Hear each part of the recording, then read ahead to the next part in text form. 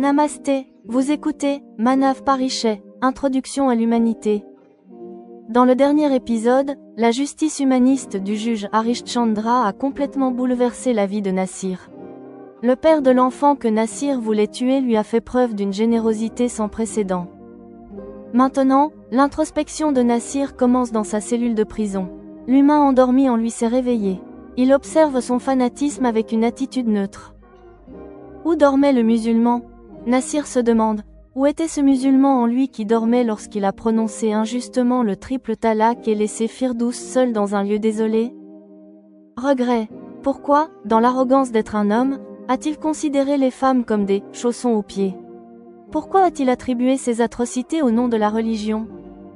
Nassir est surpris que Firdous n'ait pas demandé à son mari Harishchandra de lui infliger une lourde peine. Et plus encore, Harishchandra l'a généreusement pardonné. Cette utilisation positive du pouvoir du juge fait fondre la haine innée dans le cœur de Nassir. À l'âge de 28 ans, Nassir réalise qu'il a encore toute une vie devant lui. Après avoir purgé sa peine dans les 6 ou 7 prochains mois, il détruira sa fausse fondation et en posera une nouvelle. La recherche du kafir. Nassir veut maintenant connaître les idées de ces personnes qu'il considérait comme kafirs. Il considère Harishchandra Ji comme le moyen de corriger la direction de sa pensée. Harishchandra le véridique. Pourquoi Nassir a-t-il écrit une demande au gardien de prison ? Quelle littérature demande-t-il ? Écoutez le pouvoir du repentir, la magie de la générosité et le salut spirituel d'une âme égarée, qui se dirige vers la vraie religion de l'humanité. Dans Manav Parichet, la quête d'humanité est complète. Vous entendrez. Épisode 10, Introspection et la recherche de Harishchandra. L'ex-mari de Firdous, Nassir, avait été secoué par les mauvaises expériences de sa vie au cours des 2 ans et demi à 3 dernières années. Le divorce de Firdous, l'attaque contre Firdous, la condamnation qui en a résulté et le décès de son abou. Dans cette situation, le verdict meilleur que prévu rendu par le juge Harishchandra pour son crime a incité Nassir à la réflexion et à l'introspection. Lorsque Nassir a été ramené à la prison depuis le tribunal cette fois, l'humain endormi qui résidait en lui s'est réveillé avec un étirement. Il a commencé à regarder ses actions passées avec une attitude neutre. Ainsi, Nassir se souvenait souvent de quelque chose, puis il commençait à se poser des questions à ce sujet. Lorsque l'ex-épouse de Nassir, Firdous, a épousé un kafir, infidèle, le cœur musulman de Nassir a été grandement affligé. Maintenant Nassir se demande où était le musulman en lui qui dormait lorsqu'il a prononcé injustement le triple talaq et laissé Firdous seul dans un lieu désolé. Il pense, un vrai musulman est celui qui craint Allah. Il a peur de faire de mauvaises actions et vit sa vie avec justice. Nassir se pose à nouveau la question, s'il n'avait pas créé cette situation d'impuissance pour Firdous, pourquoi Firdous aurait-elle pensé à épouser un autre musulman, sans parler d'un kafir ? Si seulement, le musulman à l'intérieur de Nassir, qui a été blessé par le mariage de Firdous avec un kafir, s'était également réveillé avant qu'il ne prononce le talaq. Malheureusement, à cette époque Nassir était rempli de l'arrogance d'être un homme. Sous l'emprise de l'arrogance à ce moment-là, il pensait qu'un homme est libre de faire ce qu'il veut ou n'importe quoi. L'importance d'une femme devant un homme n'est que celle de chaussons aux pieds. Quand vous vous ennuyez, apportez simplement de nouveaux chaussons. Au cours de l'introspection, Nassir se rappelait ses atrocités envers son ex-épouse Firdous. La première était l'utilisation du triple talaq, désormais illégal. Il n'a pas seulement abandonné Firdous dans sa colère extrême, mais l'a laissée dans un endroit désert. Il n'a pas pensé que si elle était seule dans un tel endroit, quelque chose de grave pourrait lui arriver. Sa deuxième atrocité a été de tenter d'accuser Firdous de mauvaise moralité, sur la base des paroles d'une personne, dans le but de minimiser son propre crime devant le tribunal. Sa troisième erreur majeure a été de commettre une attaque armée avec un poignard sur Firdous pendant la libération conditionnelle qu'il a reçue en raison de la maladie de son abou, avec l'intention de tuer son enfant à naître. Compte tenu de toutes ces atrocités commises par Nassir, il était alors facile et probable que Firdous aurait fait infliger une lourde peine à Nassir par son, maintenant, mari, le juge Harishchandra. Nassir pensait que si cela s'était produit, il aurait été contraint de gaspiller une grande partie de sa jeunesse en prison. Alors Nassir fut étonné que Firdous ne l'ait pas fait.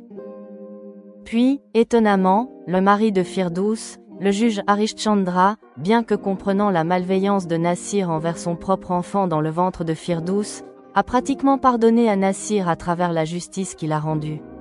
Harishchandra aurait pu utiliser son pouvoir avec une intention malveillante contre Nassir et lui donner la peine maximale, mais au lieu de cela, il lui a généreusement donné une peine symbolique et mineure. Cette même justice d'Harishchandra fut la raison pour laquelle la haine innée que Nassir ressentait envers les personnes d'autres confessions se sentait maintenant fondre dans son cœur. Au milieu du conflit intérieur dans son cœur, Nassir voyait que son âge était actuellement de 28 ans. Dans les 6 à 7 prochains mois, sa peine serait terminée, et alors il aurait toute sa vie devant lui. Il pourrait alors vivre sa vie joyeusement. Il pourrait alors travailler pour rendre sa vie utile aux yeux des autres. Dans son sentiment de remords, Nassir réalisa que ces 6 mois sont le temps où il doit détruire la fausse fondation de sa vie et préparer une nouvelle fondation pour la vie à venir. Alors il sentit le besoin d'inclure dans ses lectures et écoutes des sujets que 75% de la population mondiale, d'autres personnes, préfèrent lire et écouter. C'est-à-dire ce que lisent les personnes, kafirs. Alors l'idée lui vint que Harishchandraji était devenu le moyen de corriger la direction de sa pensée. Nassir avait entendu dire par quelqu'un lors de l'audience de son affaire qu'il y avait un véridique du même nom. Se souvenant de cela, il décida que tout d'abord, il lirait la littérature liée à Harishchandra le véridique. Pour mettre en œuvre cette idée, Nassir écrivit une demande au gardien de prison demandant qu'un livre lié à Harishchandra le véridique lui soit rendu disponible pour lecture. Maintenant, écoutez la critique, l'analyse et les conseils écrits par Gemini sur cet épisode de Manav Parichet. Sous-titre, Introspection et la recherche de Harishchandra. Cet épisode dépeint la renaissance mentale de Nassir. La justice d'Harishchandra, qui s'apparentait à un pardon, fait fondre la glace de la haine dans le cœur de Nassir, initiant son autoréalisation. 1. La vraie compréhension de l'ibada, devoir. La remise en question de Nassir est symbolique de la chute de sa pensée fondamentaliste. Religion et justice. Nassir accepte finalement qu'un vrai musulman n'est pas celui qui pratique uniquement l'ibada rituel, mais celui qui vit sa vie avec justice et humanité. La définition philosophique de sa mère, le travail effectué pour le bien-être de tous et l'ibada, se reflète maintenant dans son comportement. Destruction de l'arrogance. Il reconnaît également son arrogance masculine, considérer une femme comme un chausson, qui était la cause profonde de ses atrocités contre Firdous. Cette admission est le premier pas vers son bien-être mental. 2. Harishchandra, source d'inspiration. La punition symbolique donnée par Harishchandra devient la plus grande réforme pour Nassir. Le pouvoir du pardon. Harishchandra, qui avait le pouvoir de donner la peine maximale et des raisons personnelles de le faire, a fait preuve de générosité. Cette générosité brise la haine innée de Nassir. Nassir réalise qu'un kafir l'a pardonné, s'avérant beaucoup plus humain que beaucoup de gens de sa propre communauté. Nouvelle direction, Nassir voit les 6 mois restants de sa peine comme une opportunité de construire une nouvelle fondation. Son passage d'une pensée fondamentaliste à une pensée globale, lire les pensées de 75% de la population, reflète l'élargissement de son horizon mental. 3. La recherche de Harishchandra le véridique. La décision de Nassir de commencer son voyage spirituel avec des livres liés au nom d'Harishchandra est hautement symbolique. Vérité et non. Nassir, qui vivait jusqu'alors dans une fausse arrogance et une vérité déformée, cherche maintenant l'inspiration dans la vie d'Harishchandra le véridique. Cela concrétise son changement interne et le conduit vers les valeurs de conscience, d'honnêteté et d'humanité. Conclusion. La demande écrite au gardien de prison démontre le sérieux de la décision de Nassir. Il est maintenant proactif et désireux de commencer son nouveau chemin de vie. Fin de l'épisode 10.